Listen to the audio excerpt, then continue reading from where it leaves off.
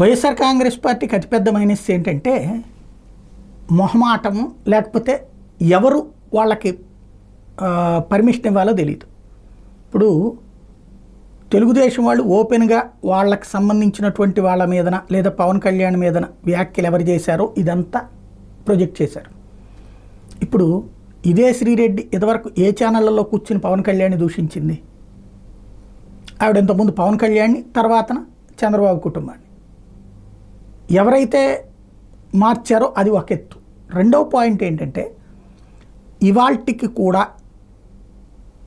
Bharati PA Varra Ravindra Reddy ఒకప్పుడు భారతీయ వాళ్ళ సంస్థల్లో పనిచేసాడు తప్పించి పిఏ కాదు, కానీ అట్లాగే రాస్తారు. బట్ దాన్ని ఖండించడము ఎలాగో కూడా వీళ్ళకి తెలియదు.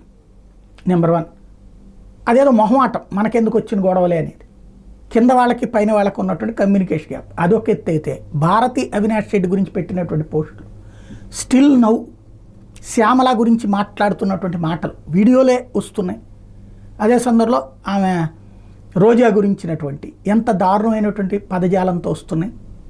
ఇవి ఆ స్క్రీన్ షాట్లు ఉంటున్నాయి, అన్నీ ఉంటున్నాయి. ఎవరు ప్రొజెక్ట్ చేయగలుగుతున్నారు? ఏమైనా హైలైట్ నడుస్తుందా?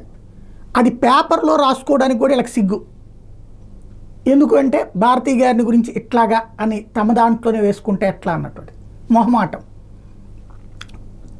వీళ్ళు ఏమేమి చేశారో అవన్నీ తెలుగుదేశం మీడియా పోస్టులు, ఫోటోలు, గిటోలతో సాబెట్టింది. అదే ప్రజల్లో ఒక ఆగ్రహాన్ని రగిలించింది. దానికి కౌంటర్ మాట్లాడుకుంటూ రాసుకొచ్చారు. కానీ వీళ్ళ మీదన పెట్టినటువంటి, వీళ్ళ మహిళల మీద పెట్టినటువంటి పోస్టుల గురించి ఎన్ని వచ్చినాయి? విడుదల రజనీ గురించి ఎంత దారుణంగా వచ్చినాయి పోస్టులు.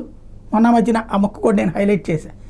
ఆమె ఒక పెద్ద సాఫ్ట్వేర్ కంపెనీ యజమాని అయినటువంటి మనిషిని వ్యక్తిత్వ హననం చేసినటువంటి అంశాలు. కానీ ఇవి ఎవరన్నా ఆపుతున్నారా? ఇవాళ డిబేట్ వన్ సైడే నడుస్తుంది, రెండవ కోణం అన్నటువంటిది కనిపించకుండా పోతుంది.